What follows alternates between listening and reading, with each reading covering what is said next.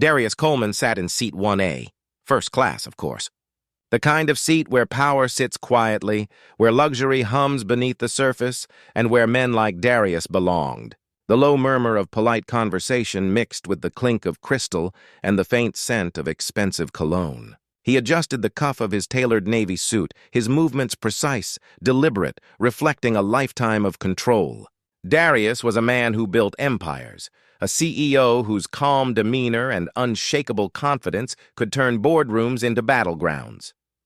For him, this flight from New York to Geneva was supposed to be routine.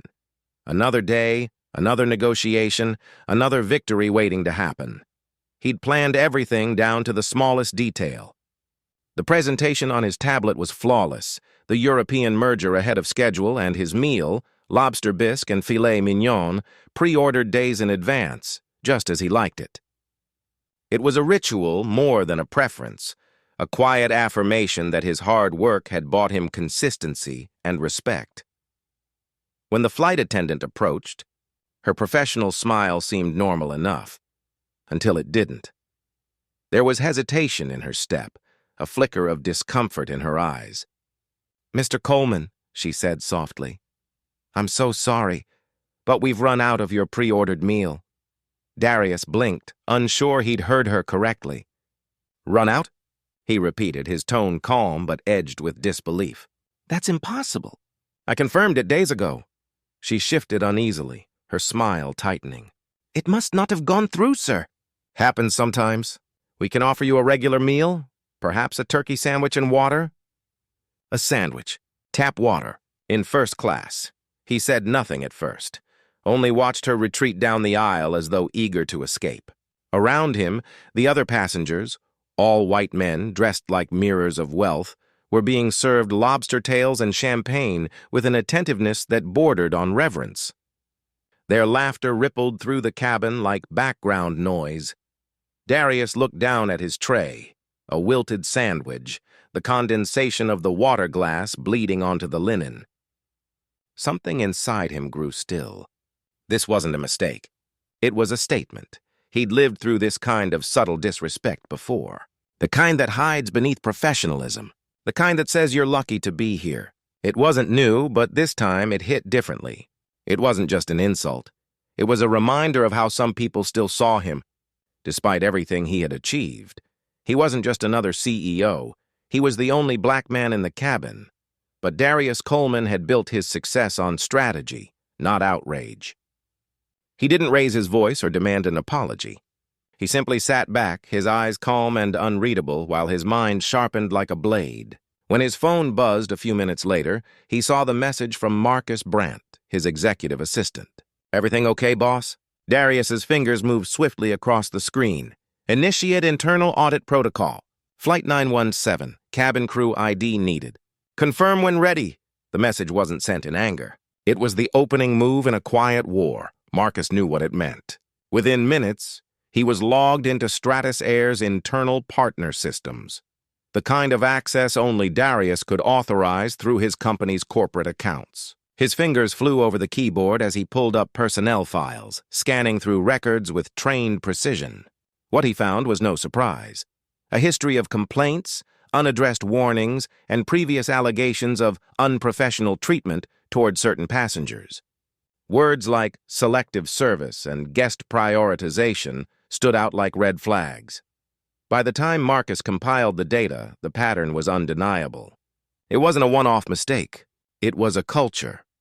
Meanwhile, Darius sat motionless, outwardly serene, as the cabin around him buzzed with laughter and clinking glasses. He glanced briefly at the flight attendant, who avoided his gaze, flustered by something she couldn't quite name. That sense of unease when you realize you might have underestimated someone who mattered more than you thought. When Darius pressed the service button again, another attendant approached, an older man with a professional smile that didn't quite reach his eyes. "I pre-ordered a luxury meal," Darius said evenly, his tone carrying a quiet authority. "Yet I was told it wasn't available. You mentioned prioritizing guests. Can you explain that?" The man hesitated, stammered, but Darius didn't wait for an answer. "I understand," he said smoothly. "Completely. It wasn't a threat. It was a verdict. The plane began its descent into Geneva. Darius opened his laptop, his reflection staring back at him in the screen's dark glass. He wasn't angry, he was focused. Precision was his power. He didn't need confrontation. He needed results. And by the time the wheels touched the runway, he already had them. Two airline executives stood waiting at the gate as the passengers disembarked. They weren't there to welcome anyone. They were waiting for him. Darius walked past them without a word, his calm presence somehow commanding the entire space. Behind him, the cabin crew followed, unaware of what was waiting on the ground. While most passengers went on with their day, HR officers were already stepping into motion. The audit Darius had ordered through his corporate channels had triggered a full internal review. Complaints, surveillance footage, service logs, everything was being pulled apart piece by piece. And it didn't take long before the truth surfaced.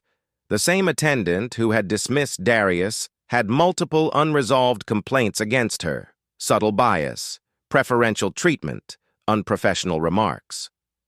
All ignored, all buried, until now. When the crew stepped off the plane, they were quietly intercepted. No scene, no shouting, just firm words and escorting officers. Their security badges were revoked on the spot. Their files marked under review. For them, it was an ending. For Darius, it was only the beginning. This wasn't about revenge. Darius didn't care about embarrassing anyone. He cared about accountability, the kind that forces a system to face itself. Within 48 hours, Stratasair's CEO had received the full audit report, along with a private note from Darius himself. Leadership is not about comfort. It's about courage. Fix this. And they did. Training protocols were overhauled. HR introduced mandatory inclusivity programs. Customer service standards were rewritten. What had begun as one man's quiet humiliation became a catalyst for transformation. Stratasair's board knew they had no choice, because the man they'd disrespected wasn't just a passenger. He was a corporate ally, a partner, and now the reason they'd been exposed. Darius never mentioned the incident publicly. He didn't post about it, didn't make a spectacle, but word traveled anyway. Among executives, among companies, among the industry itself. You don't underestimate Darius Coleman. He operated like a storm, silent until it struck, and impossible to ignore once it did. As he stepped off the plane that day, the morning sun casting a silver glow across the Geneva runway, Darius buttoned his jacket and adjusted his cufflinks. There was no need to look back. His lesson had already been delivered, not through rage, but through reason. Respect wasn't a luxury. It was a right, and for Darius Coleman, that right was non-negotiable.